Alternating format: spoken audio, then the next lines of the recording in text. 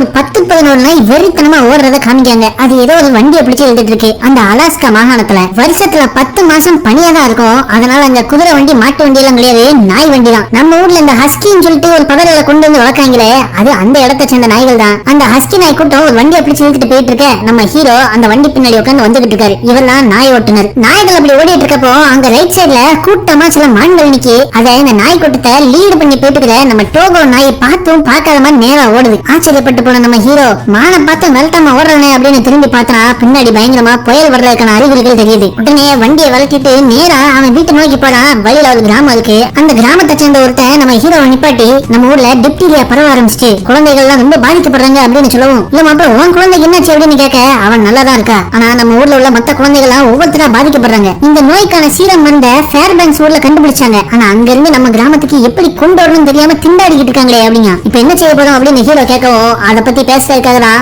ஊர் பெருசுலாம் பெரிய ஒரு வீட்டுல கூடி இருக்காங்க, உன்னை கூப்பிட்டு இருந்தாங்க அப்படின்னு சொல்லவும் ஹீரோ அங்க ஓடுறாரு. அங்க போய் பார்த்தா ஊர் மக்கள் எல்லாம் கூடி இருக்க அந்த ஊர் பெரியவங்களாம் ஃபேர்பேங்க்ஸ்ல மருந்து கண்டுபிடிச்சாங்க, அங்க இருந்து ட்ரெயின்ல அனுப்பி விட்டுலாம், ஆனா அங்க இருந்து இங்க வர்றதுக்கு 800 கிலோமீட்டர் ஆகும் அப்படின்னு சொல்லவும், ஊர் நேரம் ட்ரெயின் இருக்குல்ல அங்க பிளைட் எல்லாம் வச்சிருக்காங்க, பிளைட்டை கொண்டு வந்து நேரம் இறக்கிட வேண்டியதானே அப்படிங்க. ஆனா அங்க இன்னொருத்தர் வெளியே புயல் வர்ற மாதிரி இருக்கு, பிளைட் எல்லாம் இன்னத்துக்கு ஓட்டிட்டு வர்றது பாதுகாப்பு கிடையாது அப்படின்னு சொல்ல, நேரம் புயல்லாம் ஒண்ணும் கிடையாது, சும்மா 2 தூரம் தூரிட்டு போயிடும் அப்படிங்கிற மாதிரி சொல்ல, அப்ப நம்ம ஹீரோ இடம் இருக்காரு. நான் இப்பதான் அந்த பனிமலை வழியா வந்தேன், வெளியே இருக்கிற அறிகுறிகளை பார்த்தா வரப்போற புயல் 500 வருஷத்துக்கு ஒரு வாட்டி வர்ற புயல் மாதிரி இருக்கு. நான் என் நாய் டோகோவோட வந்துட்டு இருக்கப்போ வழியில அத்தனை மான்கள் இருந்தும் அதை துரத்தாம நேரா வீட்டை நோக்கி ஓடி வந்தான். அப்பயே தெரிஞ்சுக்கிட்டேன் இந்த புயல் ரொம்ப மோசமா இருக்க போகுதுன்னு அப்படின்னு சொல்ல, என்னைய வளர்ற அப்படின்னு கேட்கும். மேயர் சொல்றாரு, டோகோ மானை பார்த்தா விடாது, விரட்டு விரட்டுற ஒரு ஃபேமஸான நாய், ஆனா அதுவே மான்களை பார்த்துட்டு சும்மா வருதுன்னா இந்த புயல் கொஞ்சம் மோசம் தான் போல அப்படின்னு சொல்ல, அந்த ஆளு நம்ம ஹீரோ பார்த்து, நீ ஃபேர்பேங்க்ஸ்க்கு ஒரு நாய் வண்டியில போயிட்டு வர எவ்வளவு நாள் ஆகும் அப்படின்னு கேட்டா, எவ்வளவு நாள்ல போயிட்டு ஊரோட வருவனாங்கிறதான் கேள்வி அப்படின்னு சொல்லிட்டு நம்ம ஹீரோ வெளியே கிளம்பி வந்துற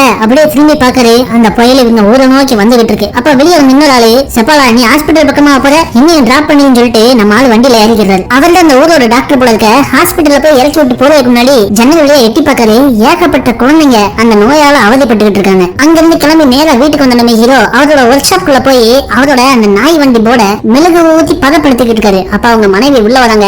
ஓடி ஆடி விளையாண்டுட்டு இருக்க டோகோவை பார்த்து, ஏங்க நீங்க நேத்து காலையில கிளம்பி இன்னைக்கு திரும்ப வந்திருக்கீங்க, இதனால ஃபுல் எனர்ஜியோட வாழ்ந்துகிட்டு இருக்கானே அப்படின்னு சொல்லிட்டு அதை பார்த்து ஆச்சரியப்படுறாங்க. பார்த்தா டோகோ அங்க இருக்கிற குட்டி நாய்கள் கூட கண்ணாம்பூத்தி விளையாண்டுட்டு இருக்கு. அப்ப இவர் வண்டியை ரெடி பண்றத பார்த்த மனைவியோ புருஷனை பார்த்து, நீங்க போக போறீங்க தானே அப்படின்னு கேட்டா, எனக்கு அந்த மாதிரி எந்த நிலப்பும் கிடையாது அப்படின்னு சொல்லிடுறாரு. நைட்டு படுத்து தூங்கும் போதும், இந்த பனி காலத்துல ஃபேர்பேங்க்ஸோட போயிட்டு வர சாத்தியமா அப்படின்னு கேட்டா, எல்லாமே சாத்தியம் தான் அப்படின்னு சொல்லுவோம். பதவி போன மனைவியோ, அவங்க வேற யாராவது போக சொல்ல வேண்டியதானே, எப்ப பார்த்தாலும் ஏன் உங்களே போக சொல்றாங்கன்னு சொல்லிட்டு வருத்தப்படுறாங்க. உடனே நம்ம ஹீரோ அங்க ஹாஸ்பிட்டல்ல கிடக்கிற குழந்தைங்க எல்லாமே நமக்கு தெரிஞ்ச குழந்தைங்க, அவங்க அப்பா அம்மா எல்லாருமே நமக்கு தெரிஞ்ச ஆளுங்க, அவங்களை எல்லாம் அப்படியே விட சொல்றியா, ஆனா மறுபடியும் சொல்றேன் இப்ப வரைக்கும் அவங்க ஏதோ முடிவு பண்ணல, அதனால எதையும் பத்தி யோசிக்காம படுத்து தூங்கு அப்படின்னு சொல்றாரு. ஆனா அவங்களுக்கும் மனசு கேட்க மாட்டுக்கு, நீங்க டோகோவை லீடா கூட்டு போவீங்க, டோகோவை கூட்டு போனா அவனோட சாவை நோக்கி நீங்க கூட்டு போறீங்கன்னு அர்த்தம் அப்படின்னு சொல்லிட்டு கண்ணீர் விடுறாங்க. சட்டன்னு கோவத்துல இருந்து செய்யறோ, டோகோ இல்லாம நான் போனா திரும்ப நான் வர்றதே சந்தேகம், பேசாம பத்து தூங்குன்னு சொல்லும் போதே அவங்க வீட்டு கதவை யாரோ தட்டுறாங்க. யாருன்னு போய் கதவை திறந்து பார்த்தா அந்த ஊரோட மேயர் தான். இந்த பணியிலையும் மனுஷன் நடந்து வந்திருக்காரு. அவரு ஃபேர்பேங்க்ஸோட கான்டாக்ட் பண்ணி பேசினாரா, பிளைட் எதுவும் அனுப்ப முடியாதுன்னு சொல்லிட்டாங்க. ஆக நம்ம ஹீரோவை தான் நாய் வண்டி எடுத்துட்டு போக சொல்லி வந்திருக்காங்கிறது உங்களுக்கு புரிஞ்சுட்டு அன்னைக்கு நைட்டு நம்ம ஹீரோ டோகோவை மடியில உட்கார வச்சு, தம்பி நான் சொல்றதை நல்லா கேட்டுக்கோ, நான் எப்ப போன சொல்றேன்னா போகணும், நில்லுன்னு சொன்னா நிக்கணும், நீ செத்தா நான் செத்துருவேன்டா தம்பி அப்படின்னு சொல்லிட்டு அன்னைக்கு நைட்டு அவன் மனைவிக்கு முத்தமிட்டு டாட்டா சொல்லிட்டு டோகோவை லீடு நாயா வச்சு இன்னொரு 10 நாய்கள் எடுத்துட்டு அவரோட வண்டி எட்டு கிளம்புறாப்ல. பனியோ கொடூரமா பேஞ்சுக்கிட்டு இருக்கு. டோகோவை பாக்குறது இதுவே கடைசி வட்டியா கூட இருக்கும் அப்படின்னு சொல்லிட்டு அந்த மனைவி டோகோவை தடை விட்டு கொஞ்சிட்டு அவங்க கிளம்பி போவோமே வீட்டுக்குள்ள வந்து அழுதாங்க. அதிகாலையில நம்ம ஆள் கிளம்பி போயிடுறாரு. அவரு அந்த கிராமத்தை தாண்டி போறப்போ அந்த மக்கள் எல்லாம் நின்று இவருக்கு நன்றி சொல்றாங்க. ஊரை விட்டு வெளியே போவோம் அந்த பனிமலையை நோக்கி போறாரு. அப்ப எழுத்தாப்புல அந்த பனி புயல் வந்துகிட்டு இருக்கு. இறங்கிட்டோம் ஒரு கை பாத்துட வேண்டியதான் சொல்லிட்டு அந்த பனி புயலுக்குள்ள அவர் நாய்களோட போடுறாரு. அப்படியே பிளாஷ்பேக்க காமிக்காங்க. டோகோ சின்ன பையனா இருக்கிறப்போ நம்ம ஹீரோட வீட்டுக்குள்ள பெட்ரூம்குள்ள வந்து படுத்து கிடக்கான். அவர் மனைவி அதை கொஞ்சிக்கிட்டு இருக்காங்க. அப்ப உள்ள வந்த ஹீரோ, ஒரு நாய் என்னோட பெட்ரூம்குள்ள வந்து கிடக்கு, என்னவா நினைச்சிட்டு இருக்க அப்படின்னு கேட்டனா, பாவம் அவனுக்கு உடம்பு சரியில்லை, குளிர்ல நடுங்கிட்டு இருக்கான், அதனால கொஞ்சம் உள்ள இருக்கட்டும் அப்படிங்க. இந்த குளிர் அவனால தாங்க முடியலன்னா அவன் பொழைக்கிறதுக்கு லாய்க்கு இல்லைன்னு அர்த்தம். இப்ப அவனை வீட்டுக்குள்ள எடுத்து காப்பாத்தி நாளைக்கு அவன் என்ன வேலை பார்த்துட போறான், அவன் ஒரு வேலை நாயெல்லாம் பிறந்திருக்கான், இந்த குளிர் தாங்க முடியலன்னா அவன்லாம் வாழ்றதுக்கே தகுதி கிடையாதுன்றது. அதை கேட்ட மனைவி கடுப்பாயி, அவன் வாழ்றதுக்கு ஒரு சான்ஸ் கொடுத்தா உங்களுக்கு என்ன குறைஞ்சிட போகுது அப்படின்னு கேட்காங்க. அதுக்கு அவரோ, அவன் பொழைச்சாலும் என் கூட்டத்துக்கு அவன் என்னத்தை கொண்டு வர போறான் அப்படின்றது. இன்னைக்கு நைட் நமக்கு கஞ்சி விளையாது அப்படின்னு சொல்லிட்டு கோவத்துல அவர் புருஷன்ட்ட ஏசி விட்டுருக்காங்க. அப்போ அடுத்த நாள் காலையில அவர் வீட்டுக்கு வெளில நின்று வேலை பார்த்துட்டு இருக்கப்போ குட்டி நாயா இருந்த டோகோ இவர் காலில் வந்து கடிச்சு இவர் கூட விளையாண்டுகிட்டு இருக்கு. ஆனா அவரோ கடுப்பாவதாரு. அதை பிடிச்சு கண்டமணி கேச அதை போட்டு ஏன் ஏசுறீங்க, அதை கொண்டு போய் அதோட கூட்டுல போட வேண்டியதானே அப்படின்னு சொன்னா எத்தனை வாட்டி போட்டாலும் கீழே மண்ணு தொண்டிட்டு ஓடி வந்துருவ அப்படிங்காரு. டோகோ ஒரு நல்ல நாய் அப்படின்னு மனைவி சொன்னாலுமே நல்ல நாயா அது நாய் கிடையாது பேய். நான் இல்லாம வேற ஆள் யாராவது இருந்தா அதை கொண்டே போட்டிருப்பாங்க. என் ஃப்ரெண்ட் ஆண்டர்சன் ஒருத்தர் 4 ஊர் தள்ளி இருக்காரு, அவருக்கு நாய் தேவையா, இதை கொடுத்துடலான்னு பாக்க அப்படின்னு சொல்லவுமே மனைவியோட முகம் மாறுது. வேலைக்காக வளர்க்கப்படுற நாய், இதுக்கெல்லாம் நீ ரொம்ப ஃபீல் பண்ணாத அப்படின்னு சொல்லிட்டு அந்த வெள்ளிக்கிழமை இவர் ஃப்ரெண்ட் ஆண்டர்சன் வரவும் டோகோவை அவள்கிட்ட கொடுத்து அனுப்பி விட்டுருந்தாங்க. ஒரு சின்ன கூண்டுக்குள்ள போட்டு குதிரை வண்டியில டோகோவை தூக்கிட்டு போயிடுறாரு அவரு. நம்ம ஹீரோயினும் ரொம்ப கவலையோட அதை பாக்காங்க. ஆனா டோகோ போய் அடுத்த 2வது நாளே ஆண்டர்சனை திரும்ப கொண்டு வந்து நாயை கொடுக்க சொன்னா பேய கொடுத்துட்டு இருக்கீங்க அப்படின்னு டோகோவை விட்டுட்டு போயிடுறாப்ல. அப்பதான் இவங்க மனைவி மூஞ்சில ஒரு கலையே வருது. இது பிளாஷ்பேக். இப்ப நிகழ்காலத்தை காமிக்கங்க. ஒரு சின்ன மலை ஏறிட்டாங்க போல இருக்க. இப்ப அங்க இருந்து சரிக்கிட்டே போக வேண்டியதான். இவரோட நாய்கள் வண்டி எழுத்துட்டு போயிட்டு இருக்க, இவரும் பின்னாடி உட்காந்து போயிட்டு இருக்காரு. அந்த சரிவுல போயிட்டு இருக்க ஒரு கட்டத்துல அது மலையோட எண்டு போடுன்னு அவருக்கு தெரியாம போயிட்டு முன்னாடி போன டோகோ சடார்னு சடன் பிரேக் அடிச்சு நின்றுதான். மத்த நாய்களும் நின்றுது. ஆனா சரிவுல வந்து வேகத்துல வண்டி நிக்காம போயிட்டு இருக்கு. இவரும் கொக்கி போட்டு எப்படியாவது நிப்பாட்டிடலான்னு பாக்காரு. ஆனா வண்டி நிக்காம எழுதிட்டு போயிட்டு இருக்க சடார்னு ஒரு வண்டியில இருந்து வெளியே தேவைறாரு. ஆனா வண்டியோட இவர் உடம்பையும் கையில கட்டி வச்சிருப்பாரு. அதனால இவர் இழுத்துட்டு போது அப்ப கையில ஒரு கொக்கிய வச்சு குத்தி எப்படியோ நிப்பாட்டிடுறாரு. Just miss. இன்னொரு 100 மீட்டர் கீழே போயிருந்தாருன்னா பரவாயில்ல போயிருக்க வேண்டியதான். ஆனா நல்ல வேலைக்கு கொக்கி போட்டு காப்பாத்திடுறாரு. ஆனாலும் இப்ப மேல போனோம். தொங்குற மணிக்கு டோகோ மேல ஏறுன்னு சொல்லிட்டு டோகோ பேர சொல்லி கத்த கொஞ்சம் கொஞ்சமா டோகோ மேல ஏற ஆரம்பிச்சு. ஆனா அவன் ஒருத்தனால மட்டும் தனியா இழுக்க முடியல. ஆனா டோகோ இழுக்கிறத பார்த்தோன்னே மத்த நாய்கள்லாம் கொஞ்சம் கொஞ்சமா அவன் பின்னாடி ஃபாலோ பண்ண ஒரு நீண்ட போராட்டத்துக்கு பிறகு எப்படியோ டோகோவும் அந்த மத்த நாய்களும் சேர்ந்து வண்டியை பாதுகாப்பான இடத்துக்கு இழுத்துட்டு வந்துடுறாங்க. நம்ம ஹீரோவுக்கு மகிழ்ச்சினா தாங்க முடியல. டோகோவை பிடிச்ச கொஞ்சம் அப்பதான் கவனிக்கான் அது மலையோட மேல் பரப்பை நோக்கி கஷ்டப்பட்டு இழுத்ததுல அது காலில் அடிபட்டு ரத்தமா இருக்கு. இதை ரோட் ஹவுஸ்ல சரி பண்ண முடியும் அப்படின்னு சொல்லிட்டு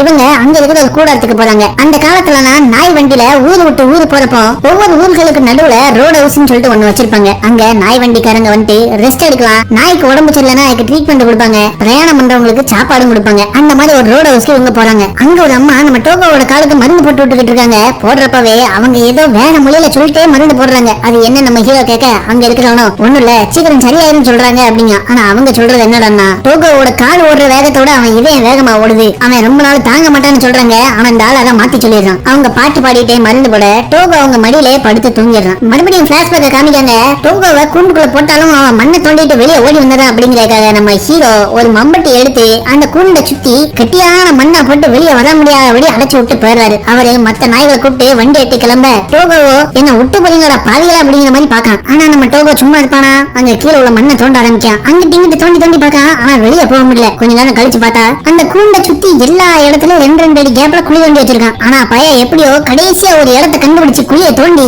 அந்த கூண்டை விட்டு வெளியே ஓடி வந்துடுறான். அங்க இருந்து கிளம்பி திருடுதான் ஓடி நம்ம ஹீரோ கொண்டு போயிட்டு இருந்த அந்த நாய் கூட்டத்திட்ட எப்படியோ ஓவர்டேக் பண்ணி அந்த நாய்களை டிஸ்ட்ராக்ட் பண்ணிடுறான். அதை பார்த்த உடனே நம்ம ஹீரோ இன்னும் கடுப்பாயிடுறாப்ல. அப்போ தூரத்துல ஒரு மான் இருக்கிறத பார்க்கவும் டோகோ அதை பார்த்து உருமுது. அதை பார்த்த ஹீரோ வேண்டாம் வேண்டாம் அப்படிங்கப்பல. ஆனா டோகோ கேட்காம அதை துரத்த ஆரம்பிக்க இங்க இருந்து மத்த நாய்களும் இவரையும் சேர்த்து இழுத்துட்டு போயிரு. மான் இதுகிட்ட இருந்து எஸ்கேப் ஆக ரைட் லெப்ட்னு தப்பி ஓட இந்த நாய்களும் அப்படியே ரைட் லெப்ட் ஓடுது. இல்லையா இந்த டோகோ பயிலவை நம்ம ஹீரோவை அங்க ஓடிட்டு இருந்த ஆத்துக்குள்ள கவுத்தி விட்டுறாங்க. இதோட இதுக்கு ஒரு முடிவு கட்டணும் அப்படின்னு சொல்லிட்டு கூண்டெல்லாம் இருக்க சரிவரானே அவர் வீட்டுக்கு வெளியே இருக்கிற ஒரு ஒர்க் ஷாப்புக்குள்ள வச்சு டோகோவை பூட்டி கதவை திறக்க முடியாதபடி வெளியே ஆணி அடிச்சிடுறாரு. பிறகு இப்ப நிம்மதியை கிளம்பலானே மத்த நாய்களை கூப்பிட்டு வண்டி எடுத்துட்டு அவர் கிளம்புமே டோகோ வெளியே வர பாக்குது. ஆனா அதால கதவை திறக்க முடியல. அப்படியே சுத்தி முத்தி பார்த்தாது அந்த பில்டிங் மேல பைப்பு போல ஒரு ஓட்டையை பாக்குது. ரைட் அங்க ஏறிட வேண்டியதான் சொல்லிட்டு அங்க இருக்கிற ஒரு டிராயருக்குள்ள பூந்து டேபிள் மேலே ஏறி அங்க மேல வச்சிருந்த கண்ணாடி ஜாமான் சட்டி எல்லாத்தையும் கீழே தள்ளி விட்டுக்கிட்டு அந்த ஓட்டையை நோக்கி போகுது. என்னடா உடையில சத்தம் கேட்குன்னு சொல்லிட்டு நம்ம ஹீரோயின் வெளியே வந்து பாக்காங்க.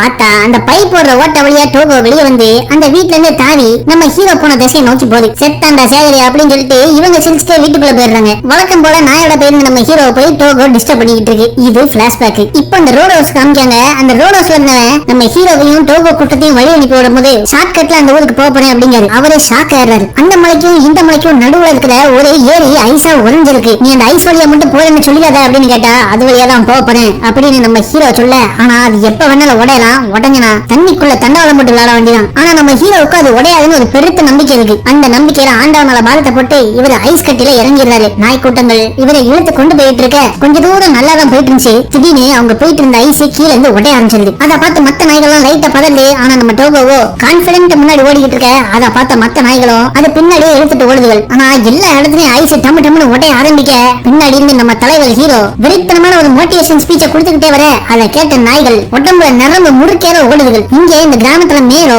அவங்களோட அசிஸ்டன்ட் சொல்லிட்டு இந்த விஷயம் விஷயத்தை எல்லா ஊருக்கும் பரப்பி விடுறாரு. நியூயார்க், கேன்சாஸ்னு எல்லா இடத்துலயும் இந்த செய்தி பரவுது. -60 இருக்கிற ஊர்ல 50 கிலோமீட்டர் வேகத்துல வீசுற பனி காத்துல ஒரு ஆளும் சில நாய்களும் மட்டும் இந்த ஊரை காப்பாத்துறதுக்காக போயிட்டு இருக்காங்க அப்படிங்கிற செய்தி தீயா பரவுது. இங்க நம்ம ஆளு அந்த ஐஸ் தடையை தாண்டி அடுத்த ரோட் ஹவுஸ்க்கு வந்துடுறாரு. அந்த ரோட் ஹவுஸ்ல இருக்கிற ஆளுமே நம்ம டோகோவை ரொம்ப பெருமையா பேசுறாரு. நாய்கள் ரேஸ் நடக்கிற காலத்துல இந்த ரோட் ஹவுஸ் வர்றப்போ எல்லா நாய்களும் இதுக்கு மேல இன்னும் ஓடணுமா அப்படின்னு சோர்ந்து போய் கிடக்கும். ஆனா உன்னோட டோகோ எப்ப ரேச முடிச்சு மான வரலாம்னு சொல்லிட்டு துருதுருன்னு நிப்பான். அப்படிப்பட்ட ஆளி அவன் அப்படின்னு சொல்ல உங்களால நினைச்சு பார்க்க முடியுதா? அப்படிப்பட்ட டோகோவை நான் வேற ஆளுக்கு கொடுக்க பார்த்தேன். அதுவும் ஒரு வாட்டி இல்ல 2 வாட்டி அப்படின்னு சொல்லவும் மறுபடியும் பிளாஷ்பேக்க காமிக்காங்க.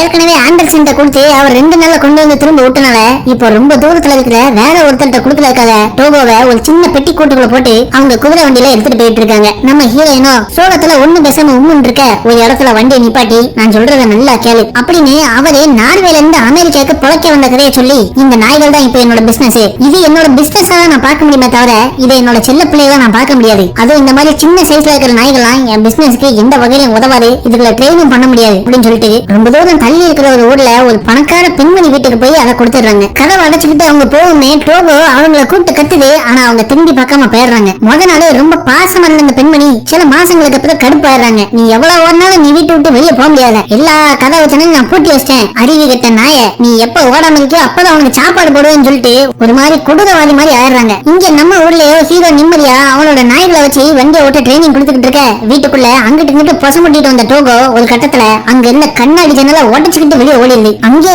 இருந்து எப்படியோ மோப்பம் முடிச்சு இவங்க ஊருக்கு வந்து நம்ம ஹீரோ வண்டியில ஓட்டிக்கிட்டு இருக்க என்னடா ஏதோ தெரியல நிப்பாட்டி பாக்காரு. அங்க கல்லு மேல உட்காந்து டோகோ இவரே பாத்துக்கிட்டு இருக்கு. இவனை என்னையா பண்றது அப்படின்னு சொல்லிட்டு நம்ம ஹீரோ யோசிச்சுட்டு இருக்க டோகோ கீழே ஓடி வந்து அங்கிட்டு இங்கிட்டு தாவும். இவரு அதை பிடிச்ச பாக்காரு. அப்ப இவர் கையில ரத்தம் விழுது. இவ்வளவு தூரம் ஓடி வந்ததுல நம்ம டோகோக்கு தான் இங்கே அடிபட்டு ரத்தம் வந்திருக்கு போல இருக்க. இந்த ரத்த வாடைய காட்டுல உள்ள மிருகங்கள் மோப்பம் பிடிச்சு நான் வந்துடும் சொல்லிட்டு இதை உயிரோட காப்பாத்த இவர் வண்டியில உட்கார வச்சு கூட்டு போவான்னு பாக்காரு. ஆனா டோகோ உட்கார மாட்டேங்கான். சரி அளவு என்ன செய்ய அப்படின்னு சொல்லிட்டு அவர் வண்டியில கட்டியிருந்த ஒரு நாயை அவுத்த உட்கார வச்சு டோகோ அங்க கட்டலான்னு பாக்காரு. ஆனா டோகோவோ கூட்டத்தில் லீடு பண்ற லீடு டாக் மாதிரி முன்னாடி போய் உட்காந்துருக்கு. அதுக்கெல்லாம் நீ சரிப்பட்டு வர மாட்டே அப்படின்னு சொல்லிட்டு இதை பிடிச்சு கடைசி ரோல கட்டி விட்டுருக்காரு. வண்டி எடுத்துக்கிட்டு கிளம்பும். கொஞ்ச தூரம் ஓடுறப்போ டோகோ ஓடுற வேகத்தை பத்தி அரண்டு போன இவரு வண்டி அங்க நிப்பாட்டிட்டு கடைசி ரோல இருந்து அதை 3வது ரோக்கு நவுட்டி கட்டுறாரு. அப்படியே அங்க இருந்து இவங்க ட்ரைனிங் கொடுத்துட்டு வந்துட்டே இருக்க நம்ம ஹீரோவோட வீட்டை காமிக்காங்க. ஹீரோ உட்காந்து வேலை பார்த்துக்கிட்டு இருக்க புதுசா வர்ற சத்தத்தை கேட்டு தலையை திருப்பி எட்டி பார்க்காங்க. பார்த்தா டோகோ லீட் டாக் இருந்து அந்த எல்லா நாய்களையும் இழுத்து கொண்டு வந்து அதை பார்த்து அவங்களுக்கு சந்தோஷம் தாங்க முடியல.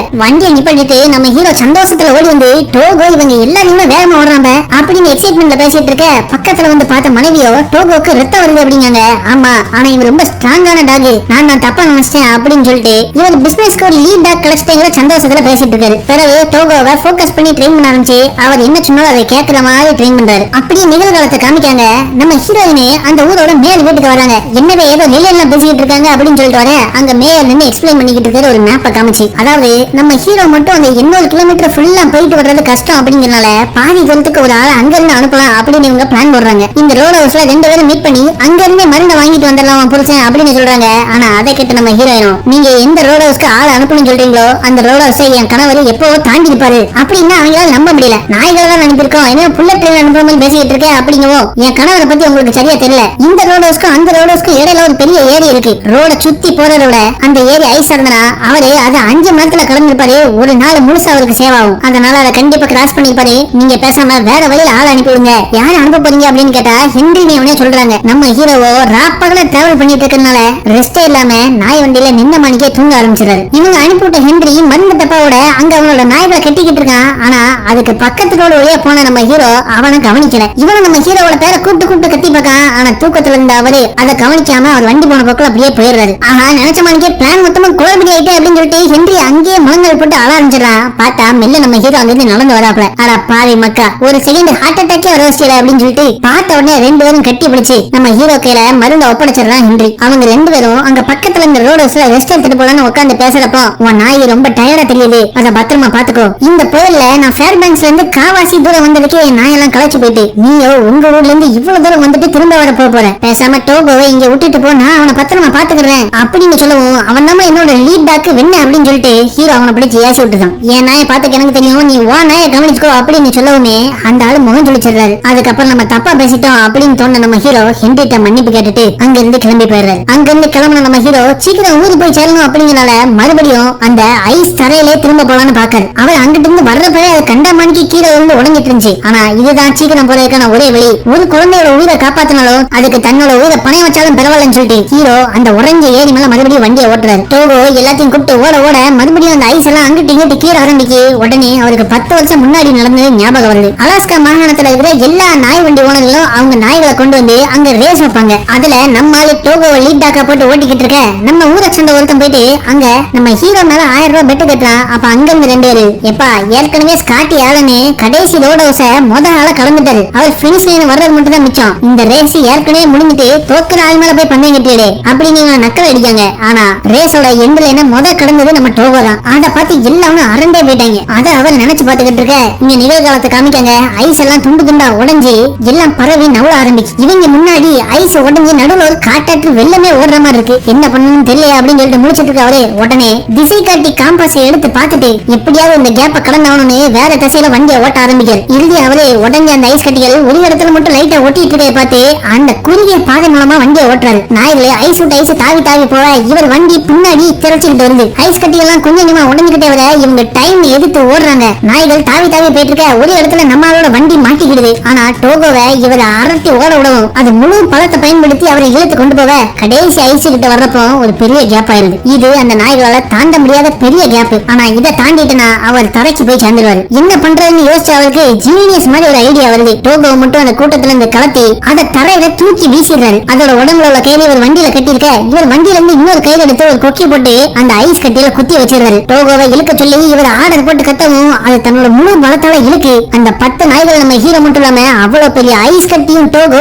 ஒத்தையால இழுத்து தரை கிட்ட கொண்டு வர எல்லாருமே பாதுகாப்பா தரைக்கு வந்துடுறாங்க. இந்த போராட்டம் நடந்து தரை வர்றதுக்குள்ளேயும் கருக்கலாயிட்டு உடனே பக்கத்துல இருந்து அந்த ரோட் ஹவுஸ்க்கு போயிடுறாங்க.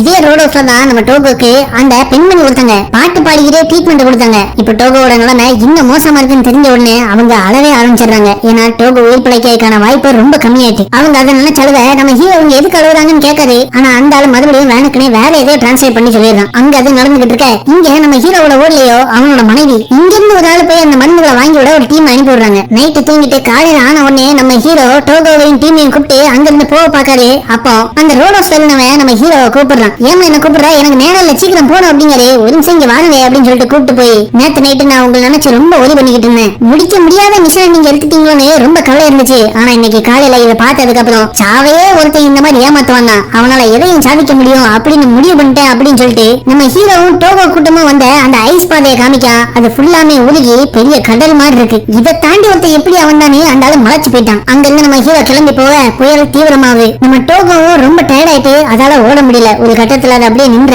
இறங்கி வந்த நம்ம ஹீரோ டோகோட்ட டோகோ நான் உன்னை ரொம்ப பாடுபடுத்திட்டு இல்லன்னு சொல்லல, ஆனா உனக்குள்ள இன்னும் ஒரு லாஸ்ட் ரைடு மிச்சம் இருக்குன்னு எனக்கு தெரியும். அடுத்த ரோட் ஹவுஸோட மட்டும் எப்படியாவது கூட்டு போய் அப்படின்னு சொல்லவும் அதை புரிஞ்சுக்கிட்டு டோகோவும் இழுக்க ஆரம்பிக்கு. அப்படியே 4 எழுட்டி நைட் ஆயிருது. அந்த நாய்களும் முடிஞ்ச அளவுக்கு இழுத்துட்டு போயிட்டு இருக்க நம்மளும் ரொம்ப களைப்புல அப்படியே கண்ண முடியும். கண் முடிச்சு பார்த்தா டோகோ நவள முடியாம அங்கேயே அப்படியே படுத்து கிடக்கு. அதுக்கிட்ட போய் ஹீரோ நீ இப்ப நிப்பாட்டினா நம்ம எல்லாருமே செத்துருவோம், இன்னும் கொஞ்சம் சொல்லலாம் டோகோ அப்படின்னு சொல்லிட்டு அழுதுகிட்டே சொல்றாரு. அப்ப பின்னாடி திடீர்னு வெளிச்சம் தெரியல. என்னன்னு திரும்பி பார்த்தா டோகோ இவங்களை அந்த கடைசி ரோட் ஹவுஸ்க்கு கூட்டு வந்துட்டு அந்த ஆளுங்களாம் உடனே நாய்கள்லாம் அடிபட்டு இருக்கு அப்படின்னு தெரியுமே அதுங்களை தோல்மான தூக்கி போட்டு ரோட் ஹவுஸ்குள்ள கொண்டு போய் ட்ரீட்மெண்ட் கொடுக்காங்க. அன்னைக்கு நைட் அவங்க அங்க ரெஸ்ட் எடுத்துக்கிட்டு இருக்க நம்ம ஹீரோயின் அனுப்பி விட்டு அந்த ஆளும் அவன் வண்டியோட அங்க வரான். வேஸ்ட் பண்றதுக்கு நேரம் இல்லை அப்படின்னு சொல்லிட்டு அவன் கையில மருந்து கை மாத்தி விட்டு அவனை அனுப்பி விட்டுருக்காங்க. இங்க நம்ம டோகோட அடிபட்ட காலுக்கு கட்டு போட்டு அவங்க அங்க நைட் ரெஸ்ட் எடுக்க அதிகாலையில இவங்க ஊர்ல இருந்து கிளம்பி வந்தவன் மருந்தோட திரும்ப அந்த ஊருக்குள்ள வரான். கரெக்டா அவன் மேயர் வீட்டு முன்னாடி வரவுமே அங்கிருந்து டாக்டர் மருந்து எடுத்துட்டு ஹாஸ்பிட்டலுக்கு ஓடுறாரு. அங்க வெயிட் பண்ணிட்டு இருந்த பத்திரிக்கைக்காரர் ஒருத்தர்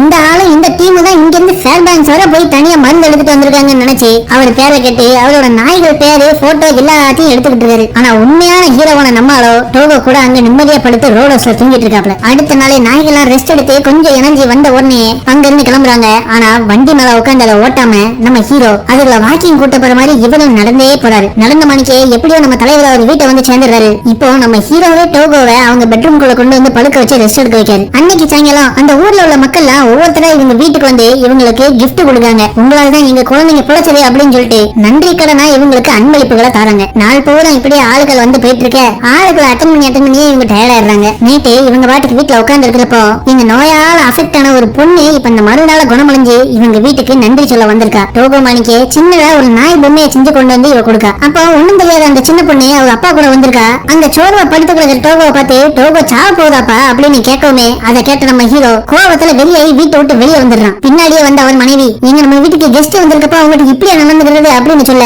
அந்த பொண்ணு சொன்னது கரெக்ட் தான். டோகோ சாவுன்னு தெரிஞ்சே நான் அவனை இந்த ட்ரிப்ல கொண்டு போயிட்டேன் அப்படின்னு குற்ற உணர்ச்சியில அழுதுகிட்டு அவர் பாட்டு நடந்து போயிடுறாரு. அடுத்த நாள் காலையில டோகோவை வீட்டுக்குள்ள அடைச்சு போட்டு அவரே அவரோட நாய் வண்டி எடுத்துக்கிட்டு அங்கிருந்து கிளம்ப டோகோவோ என்ன விட்டுட்டு போறீங்கன்னு சொல்லிட்டு மறுபடியும் கதவை திறக்க பாக்கு. என்னதான் ஒரு கால் நுண்டியா இருந்தாலும் அதை எப்படியோ கதவை திறந்துகிட்டு நம்ம ஹீரோ போன திசையை நோக்கி ஓட ஆரம்பிச்சிருது. பின்னாடி சத்தம் கேட்கன்னு திரும்பி பார்த்த நம்ம ஹீரோ வண்டியை நிப்பாட்டி பார்க்கறது டோகோ ஓடி வர இவரால் அவரோட ஆனந்த கண்ணீரை அடக்க முடியல. அந்நாளையில இருந்து டோகோவை அவர் லீட் டாக்க பயன்படுத்த நிப்பாட்டாரு. டோகோ எப்பவுமே பொழைக்க பிறந்தவங்கிற மாதிரி இவ்வளவு தூரம் ஒத்தையால லீட் டாக்க போயிட்டு வந்தோம் அதை எப்படியோ அதை தாண்டி பொழைச்சிட்டு எப்ப பார்த்தாலும் துருதுருன்னு ஓடிக்கிட்டு இருந்த டோகோவை இப்ப நம்ம ஹீரோ அப்பப்ப மட்டும் வாக்கிங் கூட்டு போயிட்டு வராரு. அப்பதான் இவருக்கு புரிஞ்சது இவரால இது அடங்கப்படாதனாலே அங்கிட்டு இங்கிட்டும் ஓடல, இவர் இருக்கிற இடத்தை நோக்கி இவர் கூடவே வரதான் பாத்துருக்கணும். அதுக்கப்புறம் சில வருஷங்கள் டோகோ இவங்களோட சந்தோஷமா வாழ்ந்திருக்கு. அது மட்டும் இல்லாம ஜங்கன் ஜங்கா பண்ணி ஒரு 10-12 குட்டிகளையும் பெற்றிருக்கு. இறுதியா ஒரு நாள் எல்லாருக்கும் வர்ற கதை டோகோக்கு வந்து அதை நிம்மதியா செத்து போயிட்டு. ஆனா